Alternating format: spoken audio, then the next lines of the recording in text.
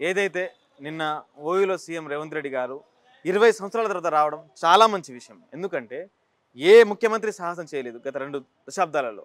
రేవంత్ రెడ్డి రావడం చాలా మంచి విషయం. కానీ ఇలా పోలీస్ పహారాల మీద, పోలీస్ నిర్బంధాల మీద, పారామీటర్ బలగాల మీద నిరుద్యోగులను నిర్బంధించి విద్యార్థులను అరెస్ట్ చేసి ఇలా రావడం చాలా బాధాకరమైన విషయం. ఎందుకంటే ఇలా మేము ఏమడుగుతున్నామండి? నోటిఫికేషన్ లేదు, నిరుద్యోగ భృతి లేదు, ఏం ఒక్క గత ప్రభుత్వం ఇచ్చిన నోటిఫికేషన్లు మేము ఇచ్చినని చెప్పుకోవడంలో ఎంత బాధాకరమైన విషయం. గత ప్రభుత్వం ఇచ్చిన నోటిఫికేషన్లు మేము ఇచ్చినని చెప్పుకోవడం అంటే మందికి పెట్టిన పిల్లలను మా పిల్లలని చెప్పుకోవడం చాలా బాధాకరమైన విషయం. ఎందుకంటే ఇలా రాబోయే రోజుల్లో 40,000 ఉద్యోగాలు భర్తీ చేస్తామని చెప్పారు.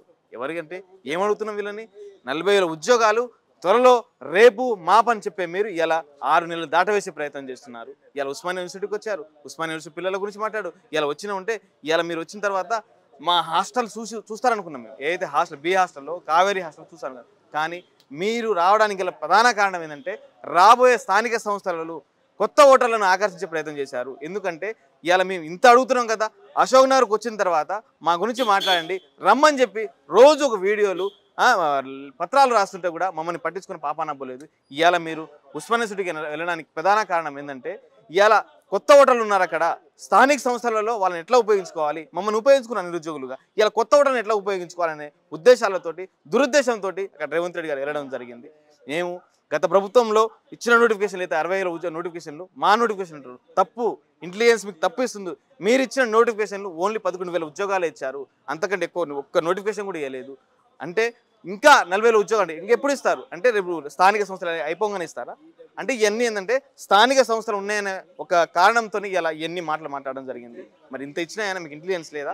ఇలా ఓయూకు 1,000 కోట్లు ఇస్తామని చెప్తున్నారే, మరి 1,000 కోట్లు మీకు ఇంటెలిజెన్స్ లేదా?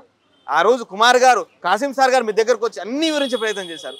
మీరు విన్న తర్వాత వస్తానని చెప్పారు. అన్ని తెలిసిన తర్వాత ఇలా మళ్ళీ సభలో ఇలా ఏం కావాలి చెప్పండి, ఎన్ని కోట్లైనా ఇస్తాను అన్నారు. భూములు లేదన్నారు, డబ్బులు లేదన్నారు. మరి ఎక్కడి నుంచి వస్తాయి? ఇలా అభివృద్ధికి డబ్బులు ఎక్కడి నుంచి వస్తున్నాయి? అంటే ఇవన్నీ ఉత్తమ మాటలు. సాక్షాత్తు సీఎం రేవంత్ రెడ్డి గారి అబద్ధాలు చెప్తున్నారు. దయచేసి మేము ఒకటే చెప్తున్న నిరుద్యోగులు, యావత్ తెలంగాణ సమాజం 33 లక్షల మంది నిరుద్యోగులు ఒకటే చెప్తున్నాము. ఈ ప్రసంగాలు విని ఊకదంపుడు పనేసం విని మాకు యాస్టకు వచ్చింది. ఒకటే మాట, ఎందుకంటే ఈ ప్రసంగాలు మాకు కడుపు నిండవు, ఈ ప్రసంగాలు మా తల్లిదండ్రులు కన్నీళ్లు ఆపలేవు. కాబట్టి ఒకటే చెప్తున్నాము, మీరు ఇవ్వాలనుకునే నోటిఫికేషన్ ఇవ్వండి, లేకపోతే మేము ఇవ్వలేమని చెప్పేసేయండి. ఎందుకంటే ఎన్నికల మేనిఫెస్టోలో మీరు 2 లక్షల ఎన్నికల మేనిఫెస్టోలో 2 లక్షల ఉద్యోగాలు ఇస్తా అని చెప్పారు మొదటి ఏడాదిలో. అది ఇలా గాలికి వదిలేశారు. ఇలా 2 లక్షల ఉద్యోగాలు అన్నారు. ఇలా అదే చెప్తున్నా కదా, ప్రతిపక్షం ఎవరైనా ఉన్నారంటే ఇలా తెలంగాణ రాష్ట్రంలో ఇలా నిరుద్యోగులు. ఎందుకంటే ప్రతి సమస్యను వివరించే ప్రయత్నం చేస్తున్నారు. ఇలా నిరుద్యోగులు నోటిఫికేషన్ లేదు, ఉద్యోగులకు పిఆర్సీ లేదు, రైతులకు యూరియా లేదు. ఆ యూరియా గురించి మీరు ఎందుకు మాట్లాడతారు కూడా నన్ను అడిగే క్వశ్చన్ చేస్తారు. ఎందుకంటే ఇలా మా తల్లిదండ్రులు మాకు ఫోన్ చేసి చెప్తారు కదా, ఇలా పొలాల్లో ఏం నాన్న ఇలా అంటే నారలేశారంటే ఏది బిడ్డ ఏ లేదు, యూరియా దొరకట్లేదు, మందులు దొరకట్లేదు అని చెప్పేసి వాళ్ళే మాకు వివరించి ప్రయత్నం చేస్తున్నారు. అంటే ఇక్కడ ఒక అసహనం వ్యక్తం అవుతుంది కాంగ్రెస్ పార్టీ మీద. ఎందుకంటే ఇలా నిరుద్యోగుల మీద, ఉద్యోగులు, రైతులు ఇలా తీవ్ర ఆందోళన చేస్తున్నా కూడా ఇలా ఉపన్యాసాలకు, ప్రసంగాలకు కొదవ లేకుండా పోతుంది. ఇలా ఎవరు గెలిపించారు మిమ్మల్ని? ఇలా నిరుద్యోగులు గెలిపించారు కదా. ఇలా చిక్కడపల్లి లైబ్రరీలోన అశోక్ నగర్ విద్యార్థులను గెలిపించారు. మరి ఇక్కడ రాకుండా అక్కడికి ఎందుకు వెళ్తున్నా అంటే ఓన్లీ ఒకటన్నా, వీళ్ళకు రాబోయే ఎలక్షన్లో గెలవడానికి చేస్తున్నారు తప్ప ఇంకేం లేదు. వాళ్ళే ఇప్పుడు ఎవరైతే మొన్న అనేది ఉన్నారు దయాకర్ లాంటి వాళ్ళు, బల్మూరి వెంకట గారు, వాళ్ళ పదవుల కోసం ఏదైనా మాట్లాడతారు. ఎందుకంటే నిన్న వాళ్ళకు పేర్లు చెప్పంగానే లేచి దండాలు పెడుతున్నారు. ఎందుకంటే వాళ్ళకి ఉద్యోగాలు ఇస్తున్నారు కాబట్టి, వాళ్ళకి జీతాలు ఇస్తున్నారు కాబట్టి వాళ్ళు లేచి నిలబడి దండాలు పెడితే తప్పులేదు. కానీ మా ఉద్యోగాల నుంచి ఎవరు మాట్లాడతారు? మా ఉద్యోగాలను మాట్లాడే వాళ్ళని ఇలా పేడ్ ఆర్టిస్టులని, ఇలా బీఆర్ఎస్ ఏజెంట్లని, బీజేపీ ఏజెంట్లని మాట్లాడుతున్నారు.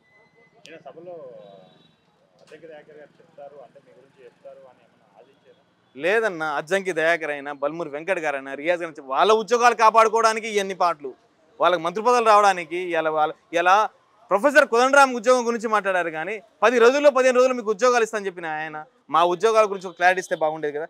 ఇలా యూనివర్సిటీ విద్యార్థుల భవిష్యత్తు గురించి మాట్లాడితే అయిపోయేది కదా. ఇలా భవిష్యత్తు లేదు, నోటిఫికేషన్ లేవు అంటే అంటే ఆయన మొత్తం ఎట్లా ప్రసంగం ఏం జరిగిందంటే ఒక కులాల వారిగా నేను వీసీని దళితుని చేసిన, అతన్ని దళితుని వైఎస్ఆర్ చేసిన అన్నారు. కానీ అదే దళితుని ఇలా ముఖ్యమంత్రి చేయొచ్చు కదా, బట్టి విక్రమార్క గారిని సీఎం చేయొచ్చు కదా. మీరు అడ్డుకున్నారు కదా. అంటే గత ప్రభుత్వం వీసీలను అడ్డుకుంటే ఇలా బట్టి విక్రమార్క కూడా మీరు అడ్డుకున్నట్టే కదా. కాబట్టి ఈ ఉపన్యాసాలు వద్దు, ఈ ప్రసంగాలు వద్దు, నోటిఫికేషన్లు ఇవ్వండి. ఈ నోటిఫికేషన్ ఇస్తేనే మీకు భవితత్వం ఉంటుంది తప్ప కాంగ్రెస్ పార్టీకి నెక్స్ట్ ఉండదు. ఇక ఇంకా లాస్ట్ మాట ఒకటే, నోటిఫికేషన్ కనుక రేపు సెప్టెంబర్ 1 వరకు ఇవ్వకపోతే రోడ్డు మీదకి వచ్చి ధర్నాలు చేస్తాం, అరెస్ట్ చేసుకొని. ఇక మేము విసిగిపోయినాం, ఎందుకంటే ఇక మీ అరెస్టులు ఎట్లుంటాయని మాకు అన్నీ తెలుసు. ఇంటెలిజెన్స్ వాళ్ళు ఫోన్ చేస్తారు, ఇంటికాడ బెదిరిస్తారు. ఇవన్నీ బెదిరింపులకు అన్ని భయపడిన వాళ్ళం కాదు మేము, అంతా చూసి వచ్చిన వాళ్ళమే. ఇక సెక్యూరిటీ ఇప్పుడు ఏమైంది? అప్పటికి తేడా ఉందని చెప్పు. నెక్స్ట్ 2 నెలల తర్వాత ఇప్పటికి తేడా ఉంది. నిజంగా చేయాలనుకుంటే ఇంత బారికేడ్లు కంచెలు రావాల్సిన అవసరం లేదు, కంచెలు వేయాల్సిన అవసరం లేదు. ఏ ప్రభుత్వం ఏ ముఖ్యమంత్రి ఇప్పుడు మేము వచ్చని చెప్పిన ఏ ముఖ్యమంత్రి కూడా కంచెలేయలేదు. ఆంధ్ర అంటే తెలంగాణ రాష్ట్రం వచ్చే ముందు ఆంధ్ర రాష్ట్రంలో ఇలాంటి కంచెలు వేశారు, ఇప్పుడు వీళ్ళే వేశారు.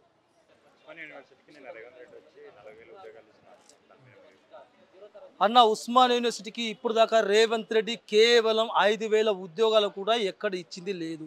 నిజంగానే ఇప్పుడు దాకా మీరు 60,000 ఉద్యోగాలు 1,00,000 ఉద్యోగాలు ఇచ్చి ఉంటే మీరు ఉస్మాన్ యూనివర్సిటీకి రాజుగా రావాల్సిన మీరు ఒక పిల్లిగా రావాల్సిన సందర్భం ఏమొచ్చింది?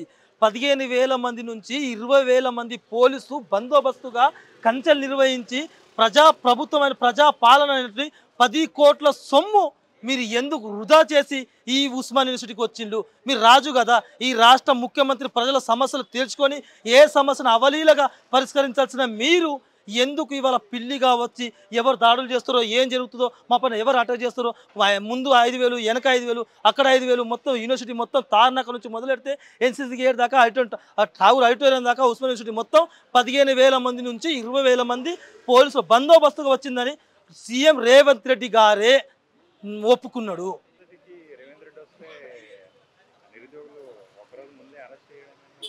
అన్న నాకు ఉస్మాన్ యూనివర్సిటీకి రేవంత్ రెడ్డి గారు వస్తున్నారని తెలిసి 48 గంటల ముందే నాకు అరెస్ట్ చేసి ఇప్పుడు దాకా నా పైన 8 కేసులు బనాయించి నన్ను ఎక్కడో 5 పోలీస్ స్టేషన్ తిప్పిలన్న. Nallakunta police station, Chandrayangutta police station, మళ్ళీ Osman university police station, Lalapet police station అక్కడికి వెళ్ళి బంధించి వెళ్తురు కూడా లేని రూమ్లో బంధించి దోమలతోటి కుట్టి ఆ విధంగా చేసిన నీకు అంత కర్మ ఏమొచ్చింది? నువ్వు రాష్ట్ర ముఖ్యమంత్రి కదా, మమ్మల్ని చూసి ఎందుకు భయపడుతున్నావు? ఉస్మానియా విద్యార్థులు భయపడంగానే నీ వణుకులో ఇట్లా భయం మొదలైంది. నీకు ఎప్పుడైతే ఉస్మానియా యూనివర్సిటీ విద్యార్థులు పెట్టుకున్నావో నీ యొక్క రాజకీయ సమాధి నువ్వే చేసుకున్నావు.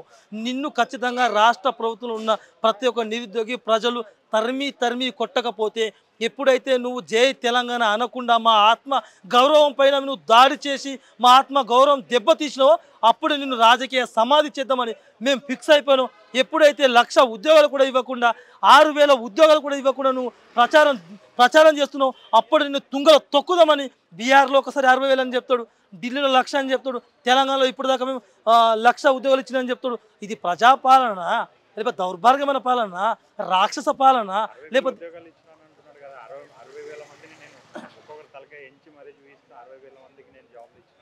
నిజంగానే ఈ రాష్ట్ర ముఖ్యమంత్రి 60,000 ఉద్యోగాలు ఇచ్చి ఉంటే మరి 20,000 మంది పోలీసు బందోబస్తు ఎందుకు? నువ్వు ఒక్కడు రావచ్చు కదా, మేమంతా కూర్చొని మేము 60,000 ఉద్యోగాలు ఇచ్చిందని చెప్పి మాకు తెలిసి ఉంటే మేము నిజంగా నువ్వు ఇచ్చి ఉంటే మేమే 10,000 మంది నిరుద్యోగాలు ఘన స్వాగతం పలికేటోళ్ళం.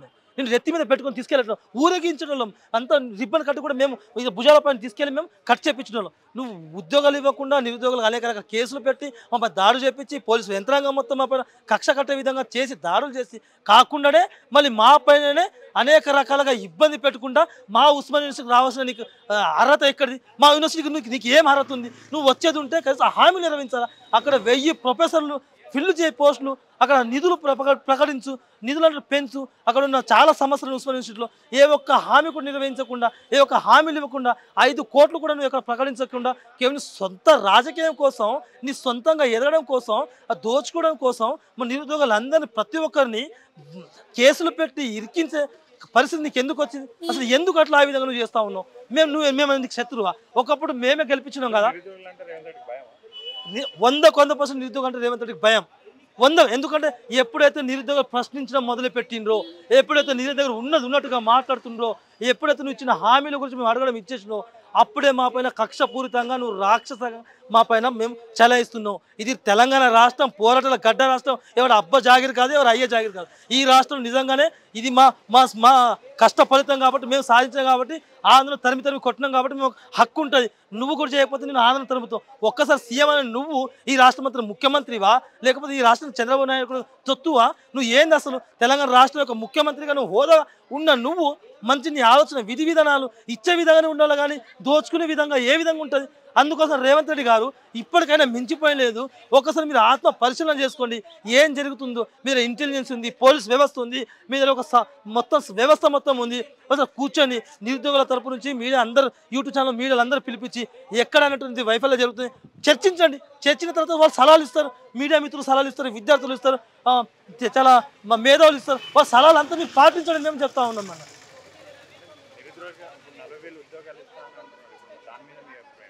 అన్న 40,000 ఉద్యోగాలు పక్కన పెడితే కనీసం 5,000 ఉద్యోగాలు చూపెట్టమని చెప్తూ 20 సంవత్సరాల నుంచి మా యూనివర్సిటీకి మేము ఎంతో పవిత్రంగా భావించి మా యూనివర్సిటీని నువ్వు మహిళ చేసిన ఇవాళ మా ఆత్మగౌరవం దెబ్బతీసినావు.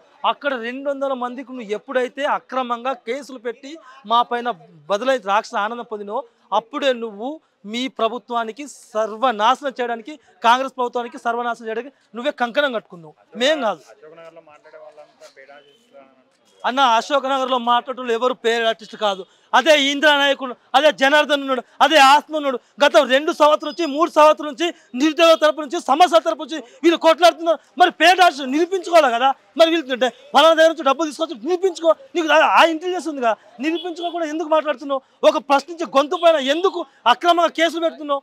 మరి మీకు తెలుసు కదా, రాష్ట్ర ముఖ్యమంత్రి కదా నువ్వు, నీకు మొత్తం అవగాహన ఉంటుంది కదా అన్న. నిజంగా దమ్ము ధైర్యం నిజంగా ఉంటే డిసెంబర్ 9 నువ్వు హామీ ఇచ్చిన తర్వాత రా. లేకపోతే నువ్వు ఎట్లా వస్తున్నావు మేము చూస్తాం. నువ్వు ఎట్లా వస్తావు డిసెంబర్ కాదు, ఇంకా 10 సంవత్సరాల తర్వాత కూడా మా అడుగు కూడా పెట్టని. బందోబస్తుకు వచ్చేటటువంటి నిన్ననే వస్తాడు అన్న. 20,000 మంది పోలీసులు అడ్డుగా పెట్టుకోడు, నిన్ననే రావాలి బందోబస్తు లేకుండా. మరి ఎందుకు 20,000 మంది పోలీసులు బందోబస్తు పెట్టుకో ఎందుకు వచ్చింది? మరి ఎందుకు ఆ భయం? ఎందుకు అది అంతా? అది ఎంత కట్టు మాటలు అవన్నీ మేము చూసి ఉన్నామంతా. రాడు, మాకు నమ్మకం లేదు. రేవంత్ రెడ్డి పైన మాకు నమ్మకం లేదు. ఒకవేళ వస్తే హామీలు ఇచ్చిన తర్వాత 2 లక్షల హామీలు ఇచ్చింది కదా, ఒక 50,000 మంది ఉద్యోగ నోటిఫికేషన్ ఇచ్చిన తర్వాత వస్తే మేమే 10,000 మంది విద్యార్థులు అంతా కలిసి మేమే తీసుకెళ్తాం. ఏమి ఇవ్వకుండా వస్తే పాత్రలో తొక్కుతాం మేము. రాష్ట్ర ప్రభుత్వం దగ్గర తిరగనివ్వం మేము. 30 లక్షల నిధులు దమ్ము ధైర్యం చూపిస్తాం. 33 జిల్లాలు మొత్తం తిరుగుతాం. కనీసం స్థానిక సంస్థలు వస్తాయి కదా, ఒక సీట్ గెలమని చెప్తాం. పైలంగా రాష్ట్ర ప్రభుత్వం వైఫల్యం చెందింది. ప్రజలు కావచ్చు, విద్యార్థులు కావచ్చు, ఎవరు కూడా మోసపూరితమైన ప్రభుత్వాన్ని నమ్మకండి. రేవంత్ రెడ్డి అనే ఒక వ్యక్తి చాలా అంటే చాలా ప్రమాదకరమైన వ్యక్తి. ఇవాళ అణుబాంబు కంటే కింగ్ కోబ్రా పాము కంటే అతి భయంకరమైన వ్యక్తి ఎవరు ఉన్నాడంటే సీఎం రేవంత్ రెడ్డి గారే ఉన్నారు.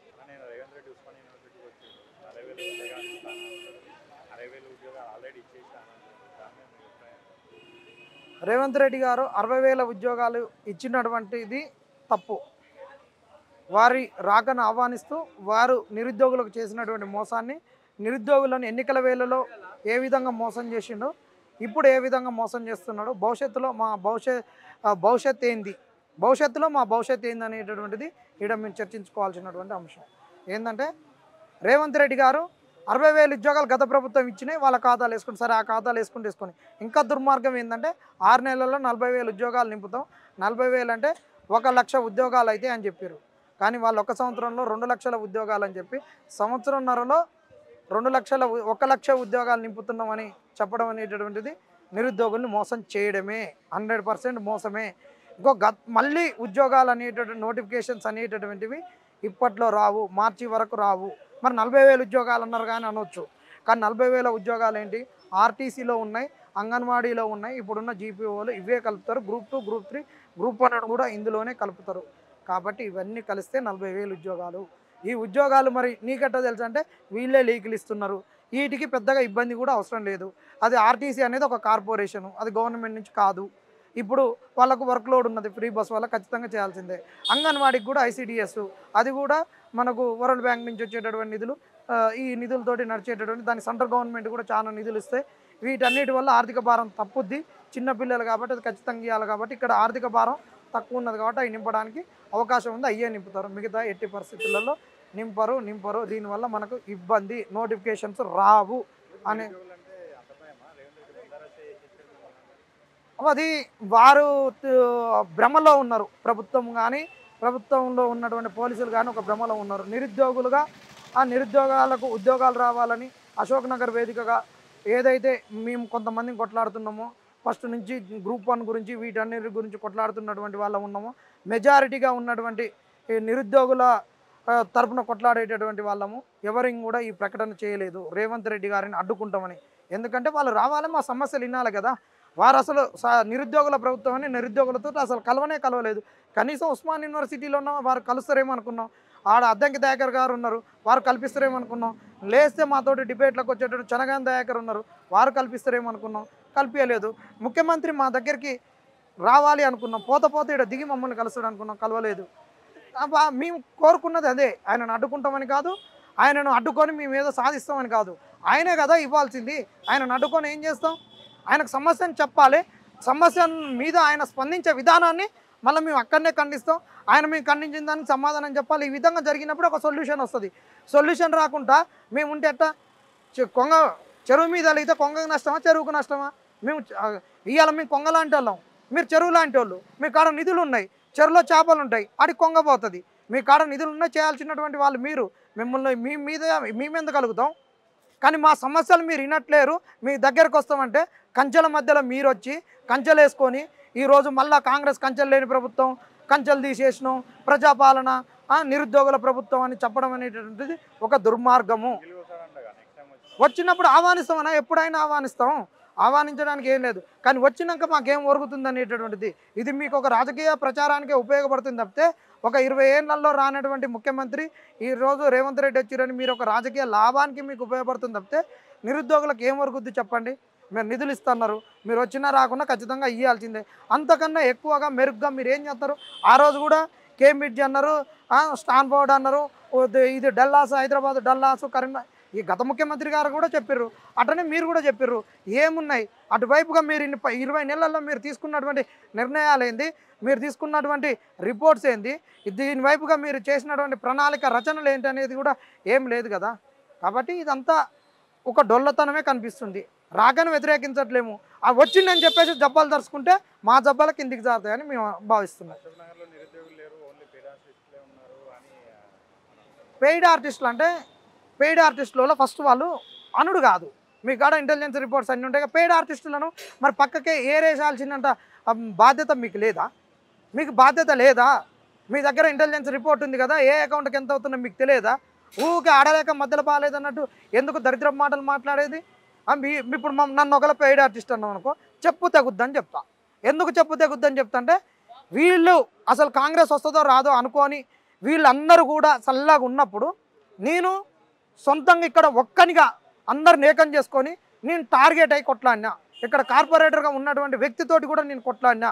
ఇద్దరము ఒక బాయి అన్నట్టు దిగినాం. ఆ రోజు 100 మంది నిరుద్యోగులు మా దగ్గరకు వచ్చి ఇద్దరిని అటు ఇటు నెట్టినటువంటి పరిస్థితి. మీరు రానప్పుడు నా నియోజకవర్గంలో వర్గాలు ఉన్నప్పుడు ఈరోజు పోటీ చేసి ఓడిపోయినటువంటి వ్యక్తి దగ్గరికి వెళ్ళి, సార్ మీరు ఉండాలి, మేము కాంగ్రెస్ తరఫున కొట్లాడడానికి మేము సిద్ధంగా ఉన్నాం, ఈరోజు బీఆర్ఎస్ గద్దె దిగాలని వారి ఇంటికి పోయి 2 గంటలు మాట్లాడి వచ్చిందో కాలేదో తెలుసుకోమని చెప్పండి. కాంగ్రెస్ వాళ్ళను ఇష్టం వచ్చినట్టు నోటికి వచ్చిన మాటలు మాట్లాడితే చెప్పులు తెగుతాయని చెప్తున్నాం. ఇంకోటి నిరుద్యోగులు కాదు, ఆ స్టడీ హాల్లో పోవట్లేదు. అరే హౌలగాళ్ళారా, స్టడీ హాల్లో పోతున్నామో లేదో, ఫీజులు కడుతున్నామో లేదో వచ్చి చూసుకోరి, నోటికి వచ్చినట్టు మాట్లాడకరి. మేము ఒక సైద్ధాంతికంగా మాట్లాడుతున్నాము, చదువుకున్నటువంటి వాళ్ళుగా, ఒక రేపు ఆఫీసర్లుగా మేము మాట్లాడుతున్నాము. ఈ చర్చకు మీరు రమ్మని అడుగుతున్నాం. మీరు నోరు పారేసుకుంటే బూతులు మాట్లాడుతందుకు మేము సిద్ధమే. మీరు దాడులకు దిగితే మేము కూడా దాడులకు దిగుతాం. ఇది దాడుల సంస్కృతి కాదు. తెలంగాణలో నోరు పారేసుకునేటటువంటి సంస్కృతి తెలంగాణది కాదు. తెలంగాణ అంటేనే ఉద్యమాలు. మరి అశోక్ నగర్ నమ్ముకుంటే వాళ్ళకు ఉద్యోగాలు వచ్చినాయా లేదా అది చెప్పమని. మాకు ఉద్యోగాలు వస్తాయో కాదు కానీ వాళ్ళకైతే ఉద్యోగాలు వస్తున్నాయా రాదా? వాళ్ళకి ప్రభుత్వం వచ్చింది, మమ్మల్ని నమ్ముకున్న వాళ్ళకి ఎమ్మెల్సీలు వచ్చినాయి, మమ్మల్ని నమ్ముకున్న వాళ్ళకి కార్పొరేషన్ పదవులు వచ్చినాయి. వాళ్ళకైతే ఉద్యోగాలు వస్తాయి. అశోక్ నగర్లో ఉన్న వాళ్ళని నమ్ముకుంటే వాళ్ళకి ఉద్యోగాలు వస్తాయి కానీ నిరుద్యోగులకు ఉద్యోగాలు రావా?